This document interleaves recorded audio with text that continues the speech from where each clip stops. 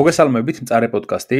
დღეს მინდა ერთი პატარა ეპიზოდი ჩავიწერო, რომელსაც არ დავნომრავ, ვინაიდან ფიქრობ, რომ იმ ფილმის განხილვა, რომელსაც ახლა შემოგთავაზებთ, არ ემსახურებს ცალკე ეპიზოდს მწარე პოდკასტზე, მაგრამ რადგან გამოვიდა, რადგან ძალიან პოპულარული ფილმის გაგრძელება და ბევრს აინტერესებდა თუ რას ვიტყოდით და როგორ შევაფასებდით მაინც ამ ფილმს, შემოგთავაზებთ მოკლე, ძალიან მოკლე რევიუს.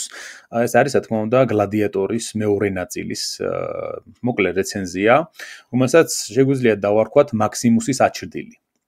საერთოდ რიდლი სკოტის გლადიატორი 2000-იანი წლების ერთ-ერთი ყველაზე ესეთი წარმატებული საკულტო ფილმია და ბევრს გვიყვარს ძალიან, ბუნებრივია, ვის ბავშვობაშიც მოესწრო, ეს ფილმი მაშინ პირადად ხა ჩემთვის ძალიან მნიშვნელოვანი იყო თავის დროზე, იმიტომ რომ ისტორიით ჩემი დაინტერესება პრინციპში უკავშირდება ზუსტად ასეთ ფილმებს, რომლებიც შეიძლება ისტორიასთან ძალიან ესეთი ახლო კავშირში არ არის პრინციპში, იმიტომ რომ უფრო რეჟისორისეული გადმოცემა ვერსია რაღაცა ისტორიისა, ძალიან ბევრი ფანტასტიკური ელემენტებით, მაგრამ ხა ბავშვობაში ძალიან ეფექტური იყო ეს ყველაფერი, რომის ნახვა იმ ბრძოლებისა, გლადიატორები, რომის იმპერატორი, მარკუს ავრელიუსი, ეს ამფითეატრი და ასე შემდეგ, შესაბამისად გლადიატორი ჩემთვის არის უაღრესად საინტერესო ფილმი და გარკვეულწილად ნოსტალგიაც მაქვს ამ ფილმისა. დღესაც უყურებ ხოლმე, მიუხედავად იმისა, რომ ისტორიულად ძალიან არაზუსტია. როგორც ფილმი, ეს არის ძალიან საინტერესო ფილმი. ეს არის ეპიკური, ისტორიული ბლოკბასტერი, რომელშიც არის შექსპირისეული შურისძიების ამბავი, მასშტაბური სცენები, ბრძოლები, ორთაბრძოლები და უამრავი შეცდომის მიუხედავად ძალიან რომის დიდებული და სამახსოვრებელი სურათია შექმნილი, რომელიც დღემდე იზიდავს მაყურებელს.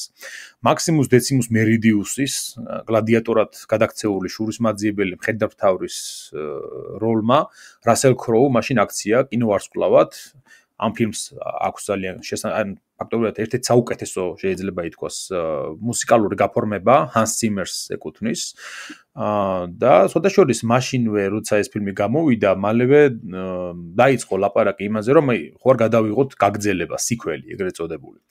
მიუხედავად ლოგიკური დასასრულისა, სიუჟეტი ამ შესაძლებლობას მაინც იძლეოდა. თუმცა ეს დღე დადგა 24 წლის შემდეგ, როცა რიდლი სკოტმა გადაწყვიტა დაბრუნებოდა თავისი კარიერის ერთ-ერთ საუკეთესო ნამუშევარს.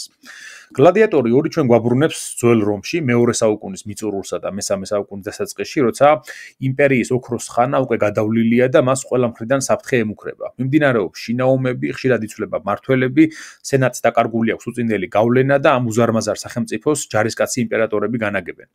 ამბავი ეხება ლუციუს ვერუსს, მარკუს ავრელიუსის ქალიშვილის ლუცილასა და მაქსიმუს დეციმუს მერიდიუსის ვაჟს.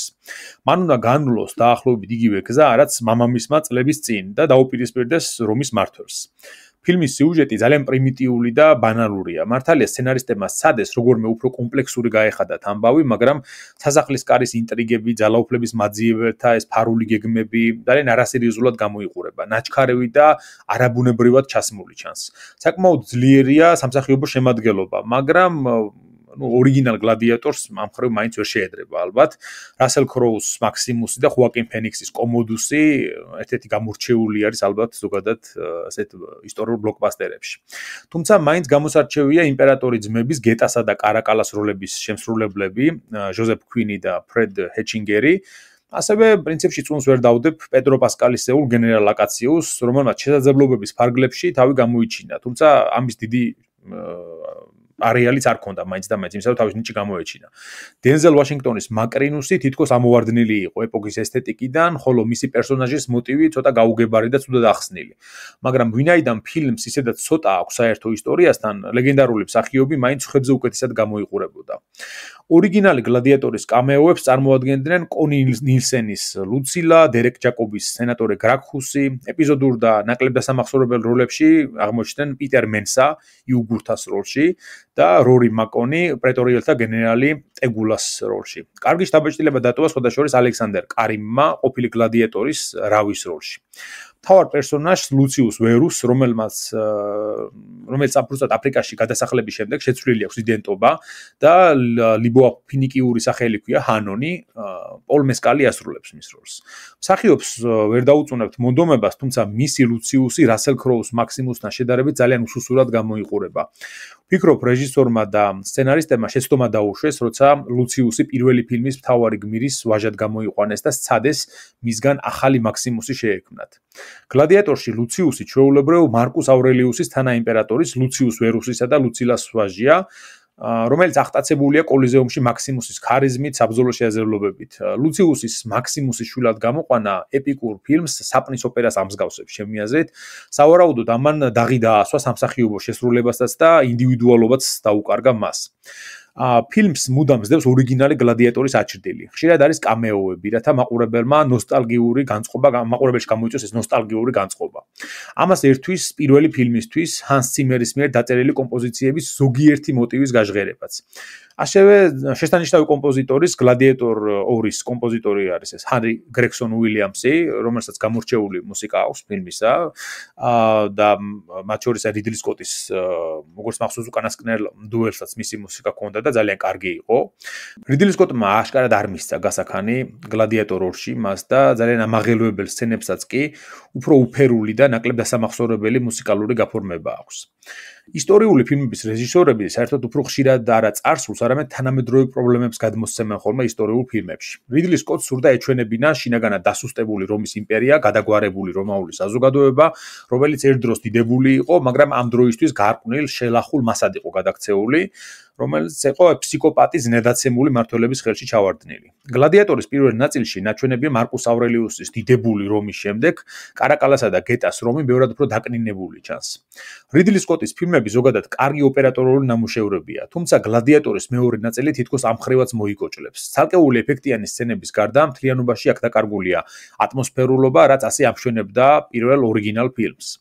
რიდლი სკოტი არასდროს გამოირჩეოდა ეკრანზე ისტორიის თუნდაც მიახლოებითი სიზუსტით გადმოტანით. თუ არ ჩავთვლით მის პირველ მნიშვნელოვან ნამუშევარს დუელანტებს 1977 წელს გადაღებულ ძალიან კარგ ფილმს, თუმცა ამ მხრივ გლადიატორმა მაინც ყოველგვარ მოლოდინს გადააჭარბა. ჩვენ მხოლოდ რამდენიმე ეპიზოდს აღნიშნავთ, რომელთა თავიდან არიდება მარტივად შეიძლებოდა ისე რომ სიუჟეტი და რეჟისორის სათქმელი საერთოდ არ დაზარალებულიყო.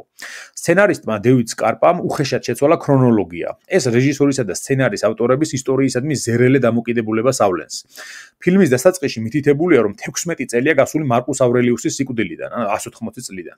და მოქმედება ხდება 196 წელს, როცა იმპერატორი იყო სეპტიმიუს სევერუსი და არა კარაკალა და გეტა, როგორც ფილმშია წარმოჩენილი. მოქმედება იწყება ნუმიდიაში, ჩრდილოეთ აფრიკაში, რომელიც წარმოჩენილია დამოუკიდებელ ქვეყნად, იუგურთას მმართველობის ქვეშ, როცა რეალურად ეს ქვეყანა რომაელებმა კარაკალასა და გეტას მმართველობამდე 2 საუკუნეზე დიდი ხნით ადრე დაიპყრეს და იუგურთა კი თვითონ იყო ძველ წელთაღრიცხვის მეორე საუკუნის მოღვაწე. კარაკალასა და გეტას მამა სეპტიმიუს სევერუსი წარმომავლობით ლიბიაში დაარსებული რომაული კოლონიიდან, ლეპტის მაგნადან იყო. მის შემორჩენილ გამოსახულებაზე სხვადასხვა ჩანს აფრიკული მზით გარუჯული შავგვრემანი კაცის სახე. ზუსტად ამ გამოსახულების გამო დაიწყო სპეკულაცია, რომ სევერუსი ვითომ შავკანიანი გახლდათ და მის როლში გლადიატორში პოტენციურად დენზელ ვაშინგტონი განიხილებოდა. თუმცა შემდეგ სცენარი შეიცვალა და ვაშინგტონი მაკრინუსის როლით დაკმაყოფილდა, რომელიც ასევე აფრიკაში, თანამედროვე ალჟირის ტერიტორიაზე, კეისარიაში იყო დაბადებული და ბერბერული წარმომავლობისა იყო. კარაკალა და გეტა თანამმართველები იყვნენ 211 წლამდე, როცა ლუციუს სეპტიმიუს ბასიანუსმა, ანუ კარაკალამ მოაკვლევინა გეტა და 217 წლამდე დამოუკიდებლად განაგებდა იმპერიას. ფილმში წარმოჩენილი გონებასუსტი ბავშვის ნაცვლად ის იყო ფიზიკური თვნისა და სამხედრო საქმის მოყვარული, ბუნებით მკაცრი, სასტიკი იმპერატორი. სამხედრო კამპანიებში მონაწილეობის დროს ატარებდა გალურ კაპიუშონიან ტუნიკას, რომელსაც კარაკალა ეწოდება და მისი მეტსახელიც აქედან წარმოიშვა. კარაკალა გატაცებული იყო ალექსანდრე მაკედონელის ისტორიით. მან სადა აღედგინა ფალანგა და დაეპყრო აღმოსავლეთი. გარდა სამხედრო საქმის სიყვარულისა და ჯარისკაცებისადმი გულუხობისა, კარაკალა ცნობილია რომში უზარმაზარი აბანოების აგებით და ერთი ძალიან მნიშვნელოვანი რეფორმით, იმპერიის მთელი მოსახლეობისთვის რომის მოქალაქეობის მინიჭებით. როგორც ვხედავთ, ის ფაქტობრივად არანაირ მსგავსებას ავლენს ფილმში ნაჩვენებ კარაკალასთან, რომელიც ჯერ საკუთარი ძმის გეტას ჭდილქვეშ, შემდეგ მაკრინუსის ჭდილქვეშ იმყოფებოდა. ეს უკანასკნელი რეალურად გლადიატორების სკოლის მმართველი და ყოფილი მონაკი არა, არამედ პრეტორიული გვარდიის პრეფექტი გახლდათ.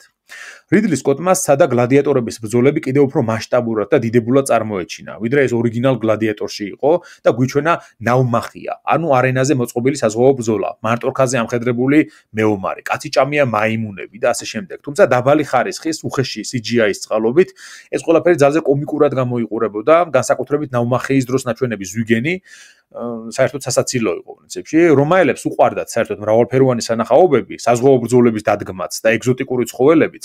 თუმცა ვფიქრობ, ამ ყველაფრის ჩვენება გაცილებით უკეთ იყო შესაძლებელი. ასევე ერთ პატარა დეტალს შევნიშნავდი, რომ ფილმში გამოყენებულია რამდენჯერმე ტრებუშეტები, ეს არის ლოცატყორცნი, მანქანა საპირწონიანი, რომელიც შუა საუკუნეებში, მე-11-მე-12 საუკუნეებში შეიქმნა და გავრცელდა, ასე რომ დაახლოებით გლადიატორში ამ იარაღის ჩვენება იგივეა, რომ აი შუა საუკუნეებში უკანასკნელ დუელში რომ მაგალითად კალაშნიკოვი ქონოდათ რაინდებს, დაახლოებით ესეთი ვარიანტი გამოდოდა. საბოლოოდ რომ შევაჯამოთ, გლადიატორი 2 არის 2000-იან წლებში გადაღებული ოსკაროსანი წინამორბედის ახალი, თუმცა ბევრად დაბალი ხარისხის დაკნინებული ვერსია, რომელიც იმეორებს იგივე სიუჟეტს, შევსებულ სასახლის კარის ინტრიგების წარმოჩენის უსუსური მცდელობით და რიდლი სკოტმა კიდევ ერთხელ ააცილა ჩემი აზრით მიზანს, ხოლო ორიგინალი გლადიატორის ნოსტალგია არ აღმოჩნდა საკმარისი ამ ფილმის წარმატებისთვის.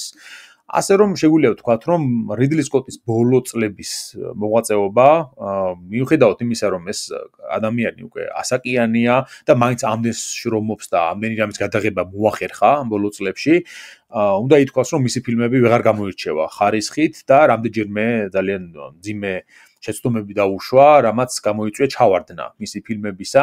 თუმცა მისი მემკვიდრეობა საერთოდ კინემატოგრაფიული ამით რა თქმა უნდა არ დაკნინდება, იმიტომ რომ ძალიან ბევრი კარგი ფილმიც აქვს გადაღებული, მათ შორის გამოვარჩევდი თუნდაც იგივე გლადიატორის პირველ ნაწილს, გამოვარჩევდი Aliens, ანუ უცხოს 1979 წლის ფილმს, 1977 წლის დუელანტებს, შესაბამისად აი სულ მცირე, აი მარტო ესენიც რომ კონდეს გადაღებული, ის უკვე პრინციპში შეგვიძლია ვთქვათ, რომ ლეგენდარული რეჟისორია, ასე რომ მიუტოვოთ, მოდი რიდლი სკოტს გლადიატორ 2-ში დაშვებული ძალიან ბევრი შეცდომა, რამაც ეს ფილმი წინა ნაწილის კომიკურ იმიტაციად გადააქცია.